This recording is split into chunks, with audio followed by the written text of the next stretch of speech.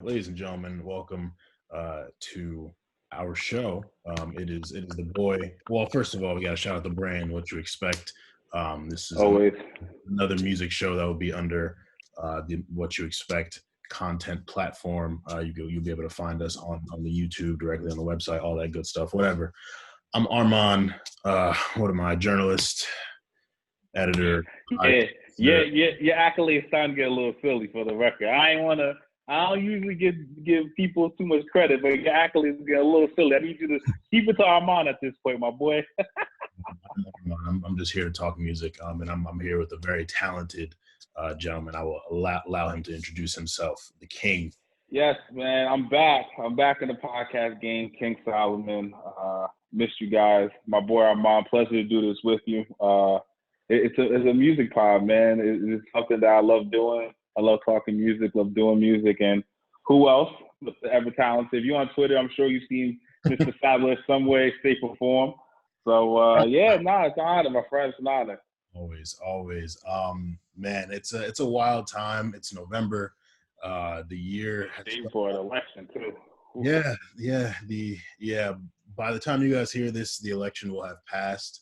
But crazy week, crazy time. It's felt like 3 different years in one. Like we had, when we were actually outside from January to early March, and then we had the big wave of everyone on IG Live when we had to stay inside, and then quarantine radio with that short Canadian, and Versus came, and we've had so much has happened. And with that, there's just a lot of fatigue for music listeners. I know Absolutely. for this weekend in particular, and we're kind of going to get into, the releases that we were looking forward to and all that. But like, aside from the Ariana Grande album, I ain't really know much was coming. I wasn't really paying attention. I was just very like unplugged last week. So I checked the new releases and I saw everything that dropped. I was like, oh my gosh, this is very, very overwhelming. For you, were there any albums or songs that you were looking forward to going into this past weekend? Yeah, so I definitely was looking forward to the Busta project, only because I know there's a little bit of controversy. I think it was this year. Like you said before, so many things happened, but with the Swiss Beats and Drake thing, was Swiss is upset about a Drake verse that's supposed to be cleared or whatever. So hearing that, it's finally coming out, knowing that Kendrick was going to be on the project, the first time we're hearing Kendrick in quite a while. So that I definitely was interested in that. I'm trying to think, the Queen Naija project, I knew that was coming out. I had my shout to my sister. She let me know about that, so I was excited about that. And so those are just as you said, when it comes to release days, I usually just kind of go on there and see what happens. Like I usually keep it to the point of surprising myself. Although nowadays it's hard, if you are on Twitter, Instagram, whatever, or you shout to what you expect, you're on the site, we always drop what's dropping for the week. So, but for the most part, I kind of just like to go on and just see what's out there. And there was a lot of people, like you said, a lot of people dropped, and not knowing what the pandemic did to artists and the rollouts and everything like that.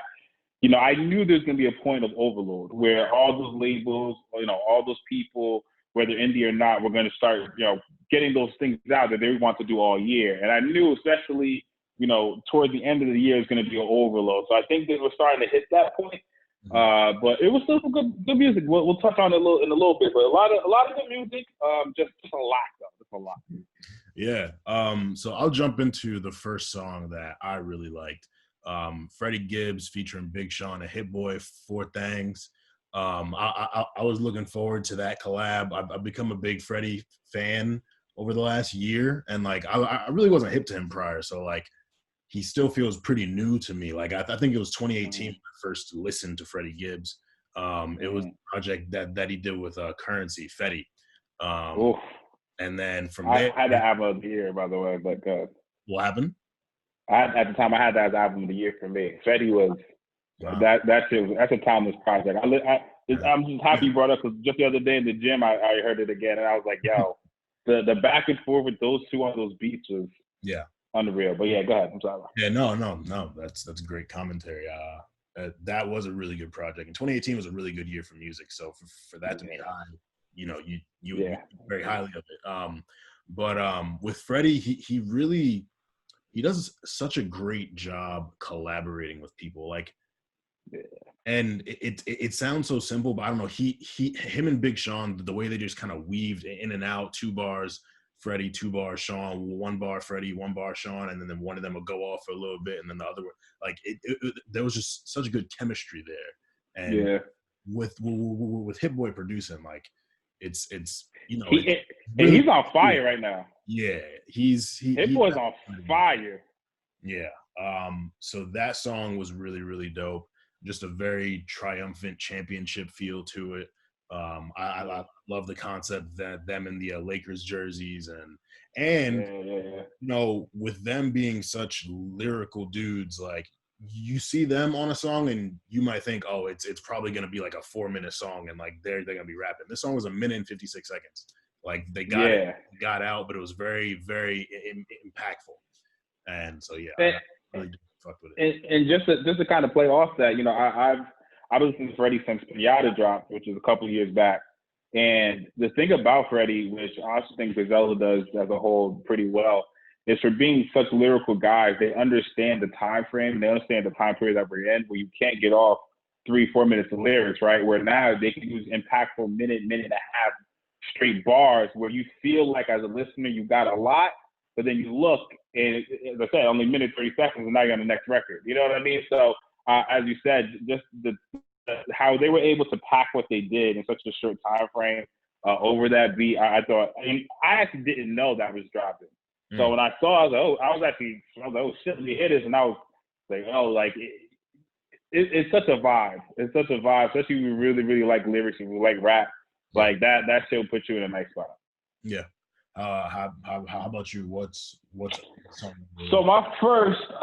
So I want to touch my Afrobeats people. So just to give a little background, I am a huge Burna Boy fan. Shout out to Burna.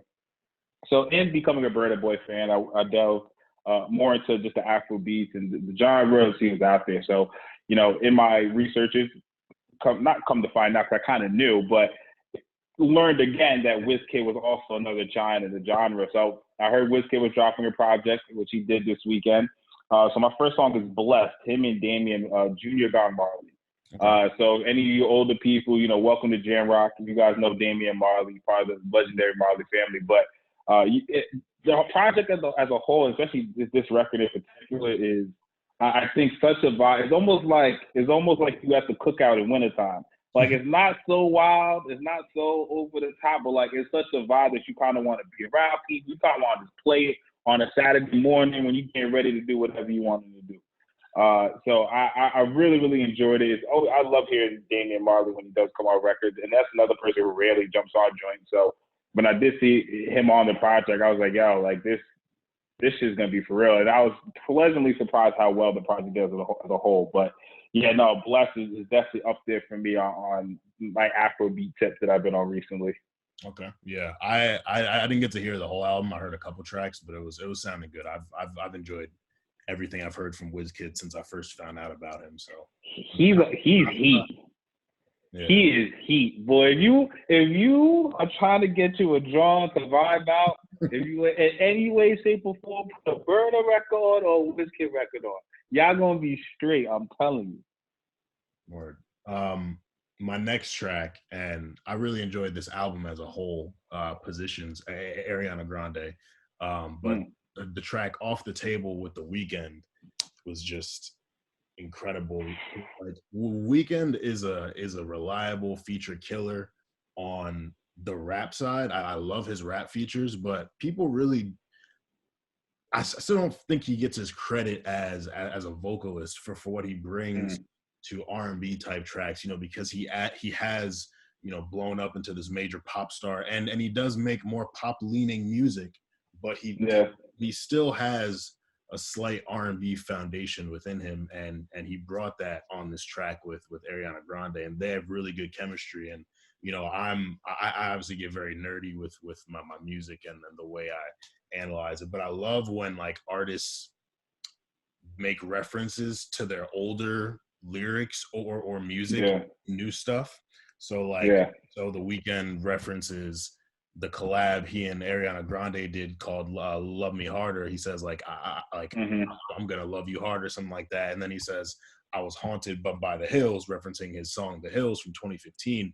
And it's just like, I don't know, like for me, it just signifies a lot of growth and progression, but it's also really clever. And it's like, you know, with music, you get rewarded for paying attention. Like you really learn about people, and you can figure out details by really just listening to the stuff and kind of paying attention to those things. And so I think he really captures himself really well in that song. You know, the crooning, you know, like he's very he admits to being toxic and all that, but like, you know, we all are. Like it's cool. Yeah. Yeah, it was a good record. No, yeah, Jessica, I actually listened to her project today, preparing for this, and I was pleasantly surprised. Ariana Grande don't get no credit, and I don't know why. Maybe I'm missing something, or maybe I'm in a loop. But like, I know, like, okay, because I know how big she is, right? So let me not say she doesn't get any credit, but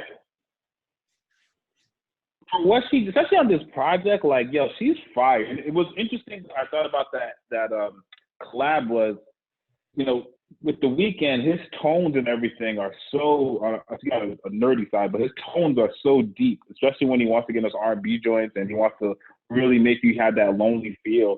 And I feel like Ariana kind of has the same vibe or like same type of structure, except on her voice. Obviously, her range is much lighter, but she goes into like this much softer, higher pitch range. But like the concept is really the same, and you could kind of hear them doing kind of similar things together on the record, which I thought was super duper fire to hear them together. But yeah, she's fire. She's fire. She makes that album. I'm gonna go listen again because maybe I just see where gone the eye. I would say, but, have you listened to her previous albums? No, I know records. Like I know the shit that I never actually took to like listen. I would say because you said you're pleasantly surprised. Check out her older albums. Like she got some shit, man. Sweetener is really good. Thank You Next is really good. Like she's talented. So I would definitely tap in. Yeah, I'm gonna tap in. What's the second track that you So for this one, right? So the single actually dropped a while ago, I believe, but it was on the project, and I liked it when it dropped. Excitement by Trippie Redd and Party Next Door. Now, when I first saw it, originally I was confused. Like, I don't know how Trippie's gonna sound with Party, right? But to Trippie's credit, any feature or any song I hear Trippie on with somebody else, he does a really good job of making it work, right? He never sounds out of place.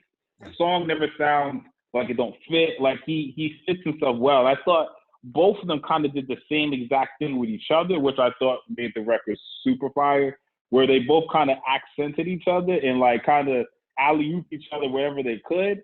But that shit is a vibe. Like that's probably the best I've heard Trippie. I'm granted my Trippie catalog isn't the longest as many, but like that shit, I was like, oh shit, like he's so flashes of being a superstar. Like I can understand. I'm slowly starting to understand why his fan base goes so crazy for him. Because I can see the flashes. When I hear something like that, where you can go, I feel like he held his own with Party. People know.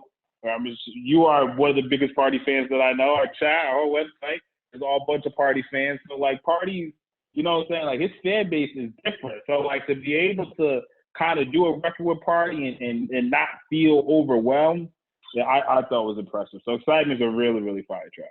Yeah, I've liked that record for a while as well. And Trippie has, I wouldn't call myself a fan, but he's made a believer out of me. Like just his look and like the kind of niche that he falls into musically. Like I was like at first just looking at him and hearing about him, I was like, I don't know if I'm gonna like his stuff, but he makes really good music. Like he's really good like melodically, and like he makes that pain music that's become so popular and that we all really enjoy.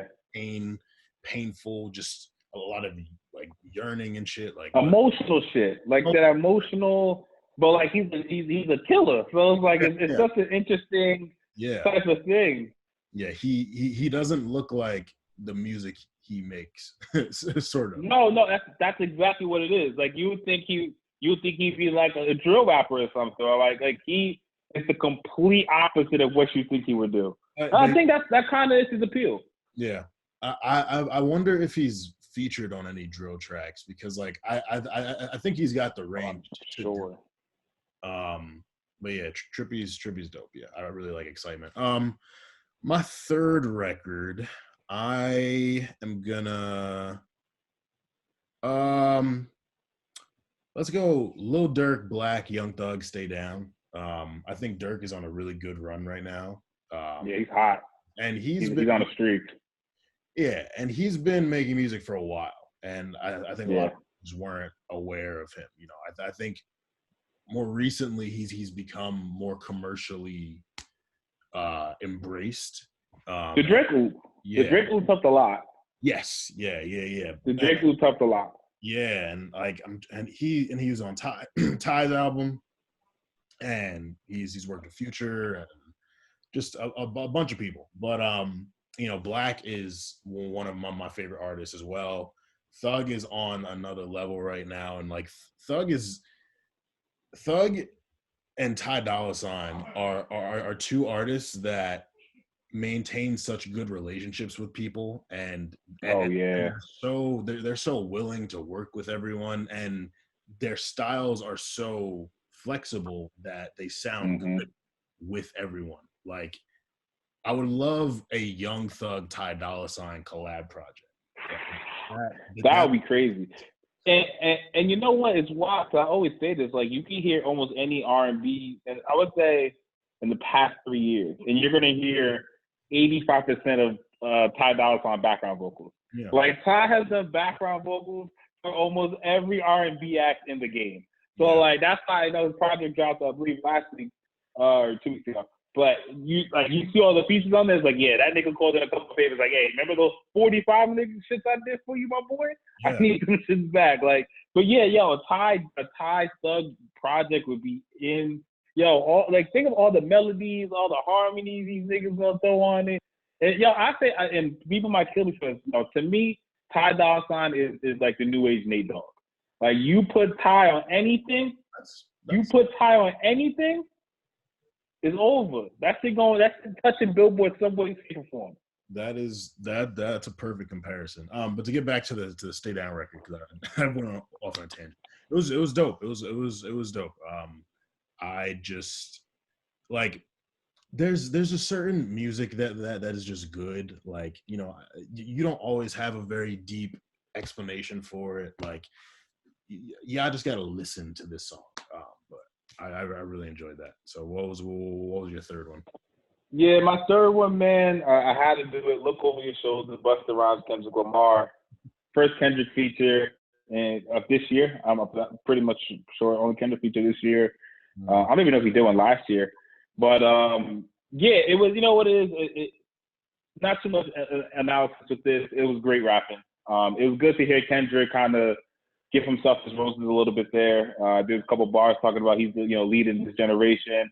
You know, and like, even hearing him, it's kind of like he got to the point of such like confidence and understanding of who he is and what he is to the genre that, you know, he kind of just like smoothly just explained, like, you know, where he is, what he's doing in life, where he's at. And, you know, hearing Busta rap like that is always good. You know, I think sometimes Busta, and I'll touch on this a little bit later, but I think sometimes Busta does a little too much.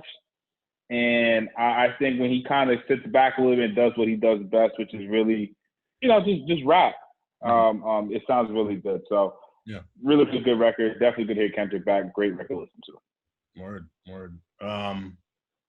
I don't really have anything in particular that I disliked this past weekend. I didn't get to everything, but there was nothing in particular that I disliked. Hey man, I'll take over this section. Don't worry about it. There's a couple of y'all motherfuckers dropped some shit that you should have kept in the chamber. Yes. So take it away. Now, so first off, there's a record called Double G. French Montana and Pop Smoke. Right? I get it. the pop love right now is at an all-time high. You've been on everything possible. I get it.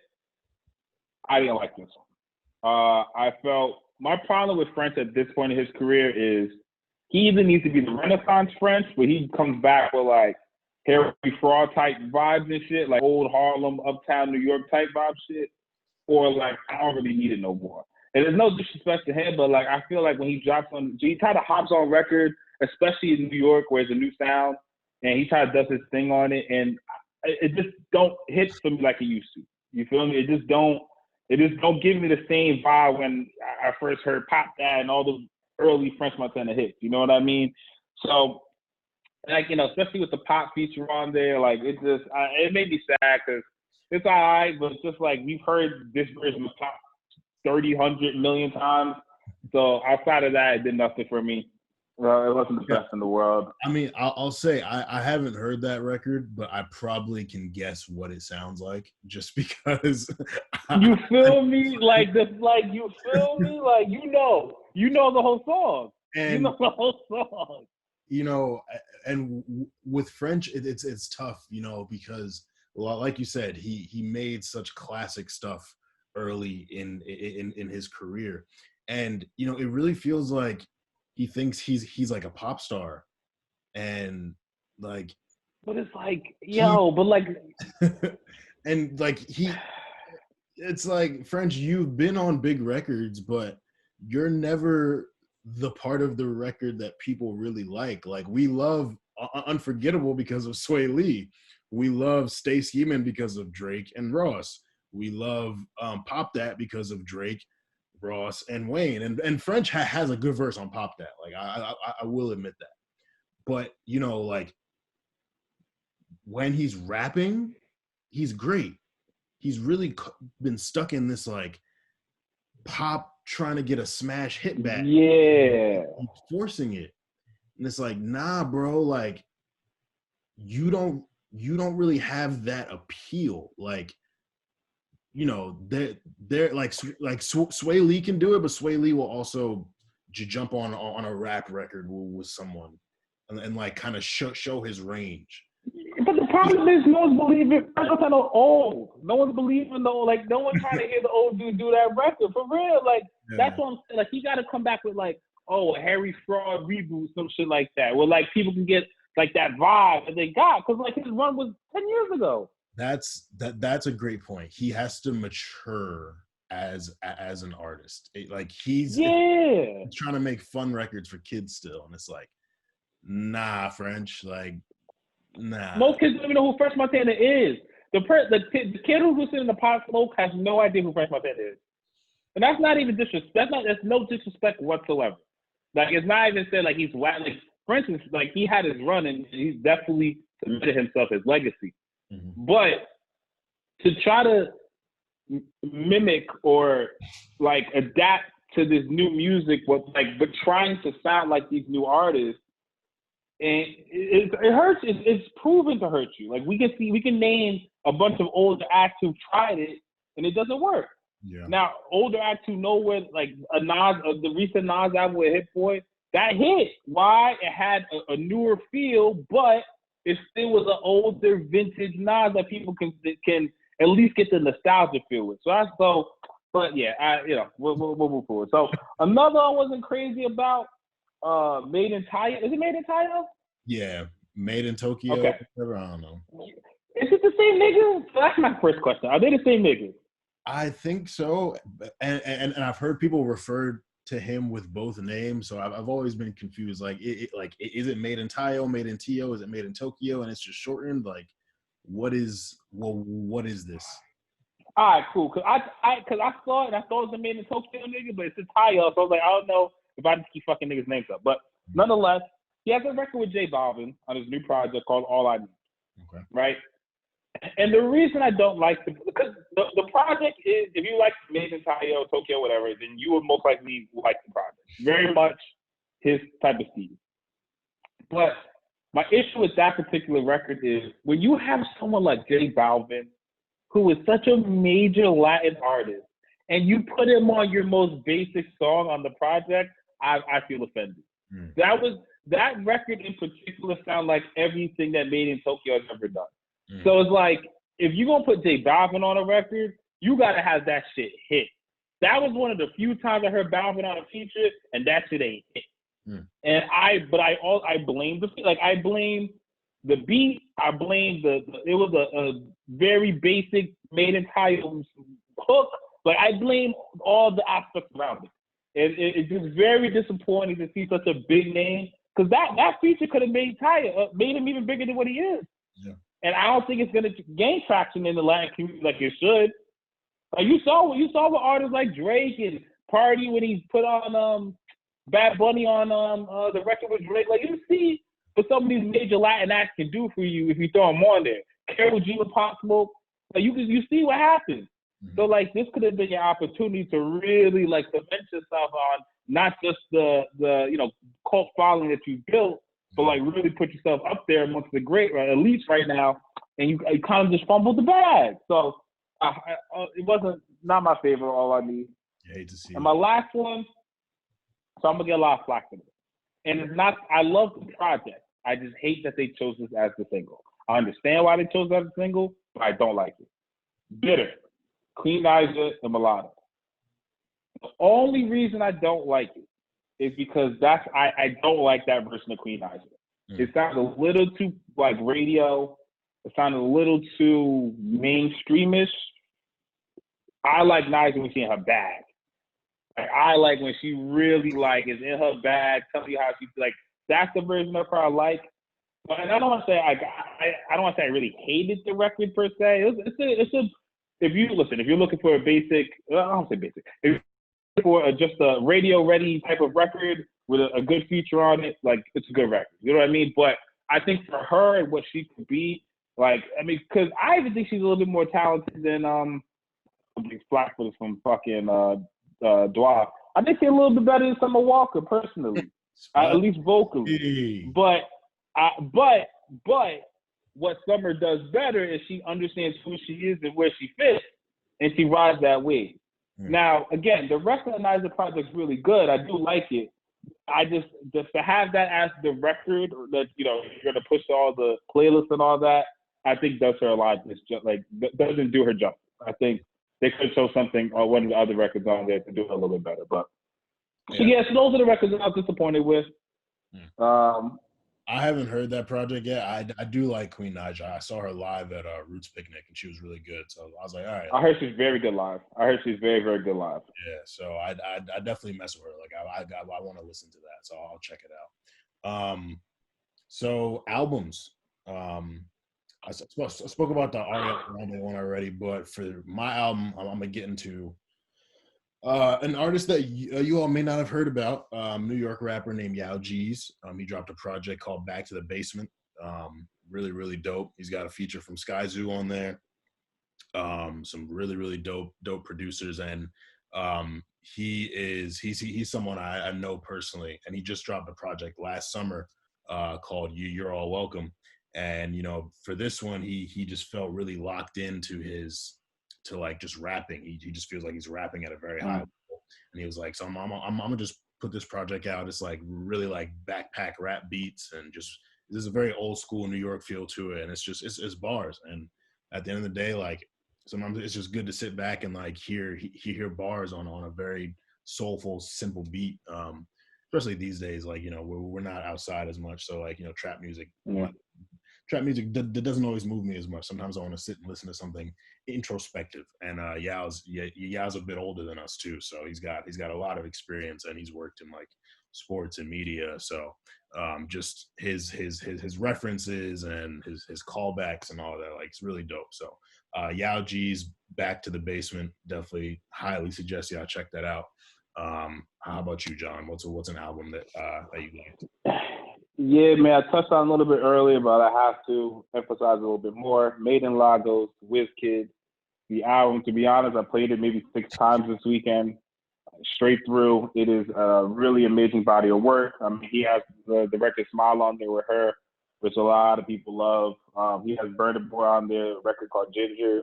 The record, again, I'm a big Burner guy, so to have them together on a record. And I also think that's super dope because they are by far the two, I could say, biggest noticeable names within their genre. Yeah. And for them to, for Burna to, and Burna is in, just to really, really quickly touch on it, Burna was on Sam Smith's project. Yeah. Burna's been around these big pop acts, like real pop acts. And it's interesting to hear him work with them on records and kind of hear him open himself up a little bit more. But yeah, nonetheless, really, really dope project. Has Skepta on there. I mentioned the record with Damian Marley. We got Ella May on there. It's just really, really good, just dance, Afrobeat records. But like, again, it makes you feel good while you're home. You know what I mean? Like you could have played this at the brunch. You could have played it outside during the summer. But you can also play it at your crib. Like, it's very vibey stuff you can really rock with. If you got ladies who want to chill on the weekends, very, like, peaceful vibes. But, yeah, no, MadeinTYO is an amazing project with Wizkid. Do you have any albums that you disliked that dropped this weekend? Nothing as a whole. My only critique on the album was the Busta album. Although I like half of it, I didn't like half of it. I feel like, one, it was 22 records. I get it. We're still in the era we just put shit out, but I don't need 22 records from Busta at this point in his career. Like, I would much prefer something like something a little bit more compact that we can just digest a couple times so we can enjoy. He had a lot of good records. He had some misses. I'm not a big fan of the Busta when he like screams and shit. Like I don't really like that Busta too much. Not even like the cool screaming like you do back in the day. Like. Yeah. It's like the I'm rawr. So it's hard to explain, but he has a couple records like that I don't like. But I don't want to say I hate the project because there were a lot on there that I did like. I did like the Slow Flow record, him and ODB. Rest in peace, ODB. Master Ford Muhammad, which him and Rick Ross. Ross is still almost undefeated when it comes to features. We may have to talk one day. He may be a feature god. I don't know. I'm not sure yet. He threw Rhapsody on there, obviously the Kendrick record. Just so it was. I was still rated pretty highly, definitely above average, but I was hoping for a little bit more. Yeah, I haven't gotten to that either, but I will. I said it on Stay Busy. It's 22 songs, bro. So spend some time aside. But like the easiest way for me to get through a long album, like it's always funny to me when people complain about long albums, is like. I don't know, like there's no one's putting a gun to your head to listen to it. Like you don't have to, and it's like, or just find something to do while listening to it. So like, I love a long album to work out to. Like, on the track or the gym. Perfect. You know what? I think for me, it just depends. Like I'm not. I at one point I was much more anti long album. Now it's just more of who it is. It's really much more who it is for me because I can do some long albums. I'm trying to think of one I just like. Ty Dolla Sign's album was pretty solid, and that was a pretty long album. But yeah, I mean, I can do some.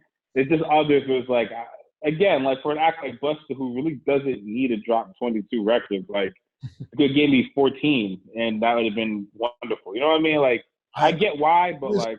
I noticed a really interesting trend with like a lot of the older artists are dropping long projects. Like E40 dropped like I don't know how long the album was last year, but I don't want to say 30 songs, but it was pretty long. Like a lot of these older rappers, well, I don't want to say all of them because Push dropped Daytona 7 songs, and like Nas's last album was like I think 12 or 14. Oh. But it hit. Like the one with Hit Boy, I think the one with Hit Boy was like 12 14, one of them. Yeah. But a prime example, he's not an old artist, but 21 Savage project was I think 12, 14 records. But it was a great listen. It's a great listen. Yeah. It is a really, really, really good listen. Yeah. So I just think again, it just sometimes I'm okay with it, but for someone like Busta who I would more prefer something a little bit more compact so I can feel it better. Because I also like the thing with the older artists too, I just don't like when older artists chase. Like I feel like when you drop in 23 records, you're chasing what's hot or what people are doing. And I don't feel like you necessarily need to do that. You know what I mean? Personal problem. Yeah. Yeah. there's so many layers to this because it really does depend on who it is. It depends on how good the music is. It depends on how diverse the music is. It's features. It's rollout. Like there's a lot that goes into experiencing an album outside of just listening to the music. Yeah. But I would definitely check it out because I've heard pretty good things about the Busta album. No, yeah, definitely. I definitely recommend people to check it out. I definitely do. My sleeper track, and this isn't new, but it's new to me. I really just recently got put onto it like yesterday. It's called Casino by Ashton Travis and Chase B. Very, very dope. Chase B is having a crazy year as a producer. He also did Cafeteria with Don Toliver. Oh, okay. Gunna. And he's got something else. Let me look right here. Mayday with Sheck West and Young Thug. I don't like Sheck West, to be honest. Oh, I know that song. That song is crazy. Yeah, Interesting. so that song was really dope. I just recently got put onto it literally yesterday. Super hard. Suggest y'all check it out. How about you? What's your sleeper? So I have a sleeper project / song. Okay. It's Omarion. Hey. He just dropped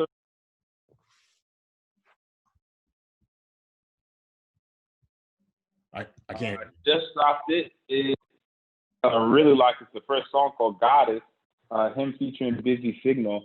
Another real like island vibe type feel, but man, Omarion sounds really good on this project. He has Wale on here.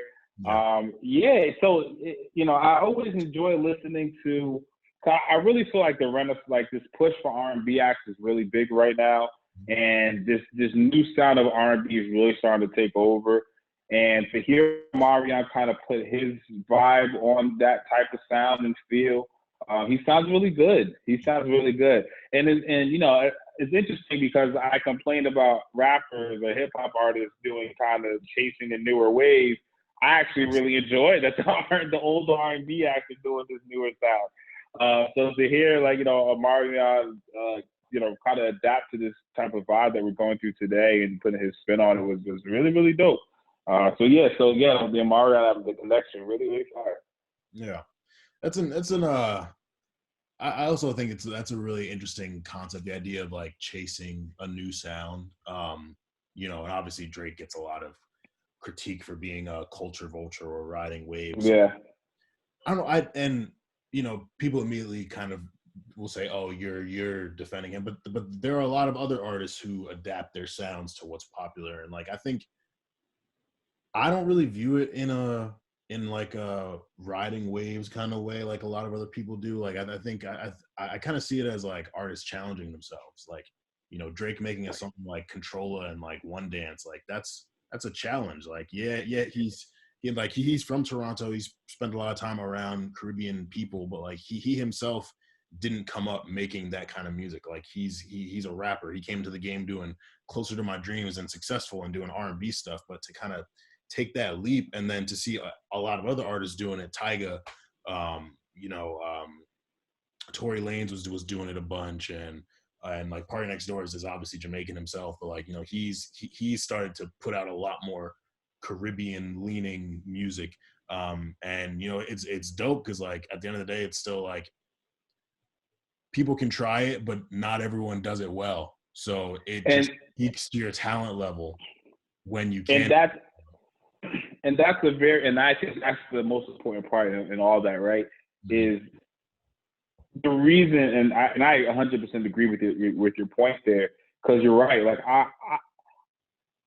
I guess why I'm liking why some of the new older R&B acts are kind of doing some new stuff because they're putting a twist on it. Yeah. Like my main issue with the French record was I felt like he didn't personally add anything. There was no French Montana elements in there besides maybe the flow and like his ad-libs. But outside of that, like it just felt like someone else's song that you're on. So that's what I see sometimes, or that's where my biggest gripe is I especially doing music myself, I love when artists do different shit.